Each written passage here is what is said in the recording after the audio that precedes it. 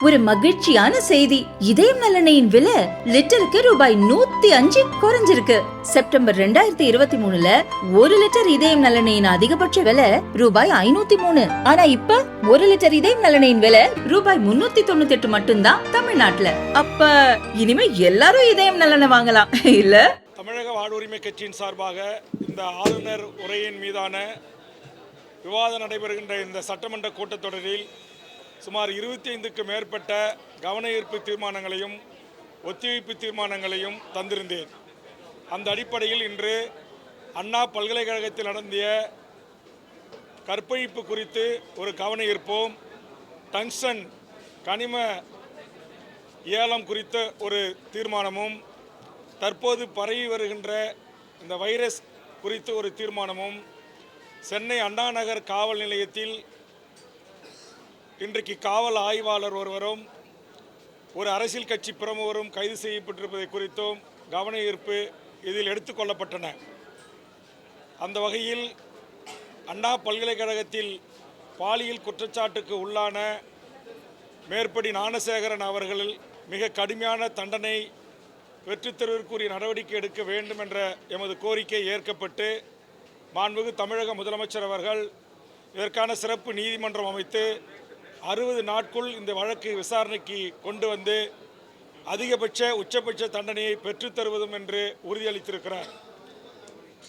ஞானசேகரனுக்கு கிடைக்கிற தண்டனை என்பது இனி இந்த சமூகத்தில் இதுபோன்ற மனித மிருகங்களால் 3 வயது 5 வயது 6 வயது 10 வயது 16 வயது என்றும் 60 வயது 70 வயது 80 வயது மூதாட்டி என்றும் பாலியல் வல்லுறவுக்கு உள்ளாக்கப்படுகின்ற அந்த மனித மிருகங்கள், காம வெறியர்கள் யாராக இருந்தாலும் சட்டம் மிக கடுமையாக தண்டிக்கும் என்கிற அடிப்படையிலும் தமிழக வாழ்வுரிமை கட்சி மரண தண்டனைக்கு எதிராக கொள்கை கொண்ட கட்சியாக இருந்தாலும் பாலியல் குற்றச்சாட்டுக்குள்ளாகின்ற இந்த மனித மிருகங்களுக்கு உச்சபட்ச தண்டனை, தூக்கு தண்டனை கிடைக்கப்பெறுகின்ற வகையில் அரசு இதற்குரிய நடவடிக்கைகளையும் சாட்சியங்களையும் முறையாக தயார் செய்து இதுபோன்ற வழக்குகளில் இந்த தண்டனையை பெற்றுத்தர வேண்டும் என்ற ஒரு கோரிக்கையை நான் முன்வைக்கிறேன்.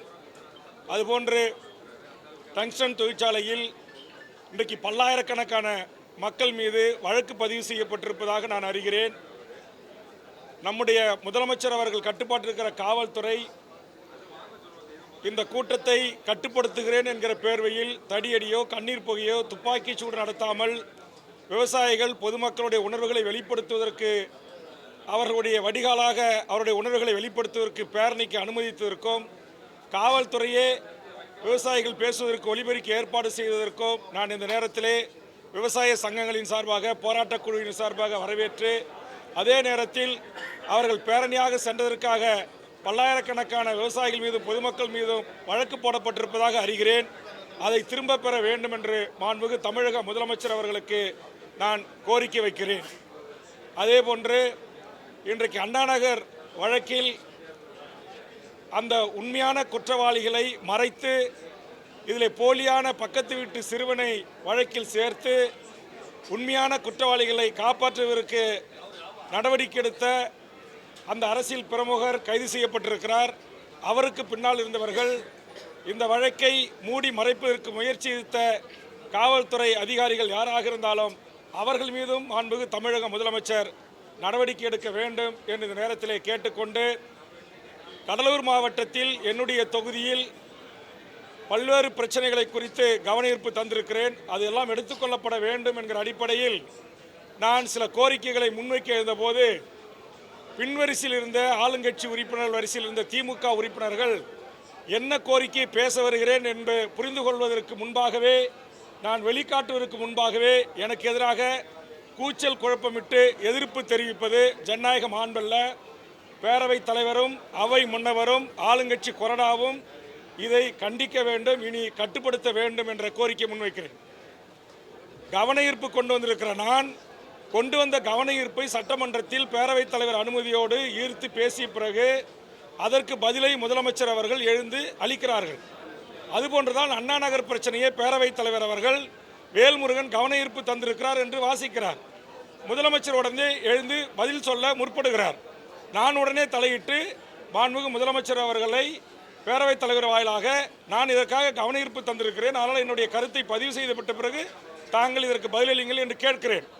உடனே ஆளுங்கட்சி வரிசையில் இருக்கிற பின்வரிசையில் இருந்த சட்டமன்ற உறுப்பினர்கள் என்ன பிரச்சனைக்கு நான் கவன ஈர்ப்பு கொடுத்திருக்கிறேன், எந்த பிரச்சனையை நான் எழுப்ப முற்படுகிறேன் என்பதை தெரிந்து கொள்ளாமல் அரைகுறையாக அறவேக்காட்டுத்தனமாக என்னை எதிர்ப்பது என்பது ஏற்புடையதல்ல. இது ஜனநாயக மாண்புக்கும் மரபுக்கும் எதிரானது.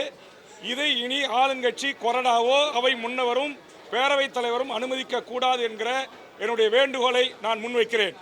நான் தவறு செய்தவர்கள் யாராக இருந்தாலும் கட்சி பாராமல் அவர்கள் மீது நடவடிக்கை எடுக்க வேண்டும் என்பதுதான் என்னுடைய நிலைப்பாடு. அது அதிமுக திமுக என்கிற அரசியல் உட்கட்சி பிரச்சனைகளுக்கு நான் செல்லவில்லை. இந்த நாட்டில் நடந்திருக்கிற சட்டத்துக்கு புறம்பான அநியாய அக்கிரம நடவடிக்கைகளை நான் பேசுவேன். என் கட்சிக்காரர் கடலூர் மாவட்டத்தில் கொலை செய்யப்பட்டு இன்றோடு 8 நாட்கள் ஆகிறது. அந்த கொலை குற்றவாளிகள் இதுவரையில் கைது செய்யப்படவில்லை. ஆக நான் முதலமைச்சர் அவையில் இருக்கின்ற போது நான் முதலமைச்சரிடம் இந்த கவனத்தை ஈர்ப்பதற்கு முயற்சிக்கிறேன். ஆனால் அதற்குள்ளாகவே எழுந்து எதிர்ப்பு தெரிவிப்பது, கூச்சலிடுவது, அதுபோன்று இன்றைக்கு அதிமுக பிரமுகர் ஒருவர் அண்ணா நகர் வழக்கில் கைது செய்யப்பட்டிருக்கிறார். இதற்கு பின்புலத்தில் இருக்கின்ற யார் என்பதை வெளிக்கொணர வேண்டும் என்று நான் பேசுகிறேன். பேசுவதற்கு வாய்ப்பு அப்படி மறுக்கப்படுவதோடு மட்டுமல்லாமல் எதிர்க்கட்சி வரிசையிலே இருப்பவர்கள் எழுந்து பேசும்போதும் கூச்சலிடுவது, அவர்கள் கட்சியிலே உறுப்பினராகவே இன்றைக்கு சட்டமன்ற கணக்கு பிரகாரம் இருக்கிறேன், கூட்டணியில் இருக்கிறேன். நான் ஒரு அதிமுக்கியத்துவம் வாய்ந்த பிரச்சனையை எழுப்ப முற்படுகிறேன். அண்ணா நகர் சிறுமி பாலியல் கற்பழிப்பு பின்னால் இருக்கிற கூட்டம் யார் என்பதை கேள்வி எழுப்புகிறேன். ஆக என்ன கேட்கிறேன் என்பதை தெரியாமல் கூட எதிர்ப்பு தெரிவிக்கிறவர்களை நம்முடைய தமிழக அரசினுடைய அரசு கொறடா, அவை முன்னவர், பேரவைத் தலைவர் மட்டுப்படுத்த வேண்டும் என்று அங்கே இந்த கோரிக்கை பதிவு செய்யப்படலை. அதனால் பத்திரிகை ஊடகத்தின் வாயிலாக பேரவைத் தலைவருக்கும் தமிழக அரசின் கவனத்தையும் நான் கொண்டு செல்ல விரும்புகிறேன். நன்றி, வணக்கம்.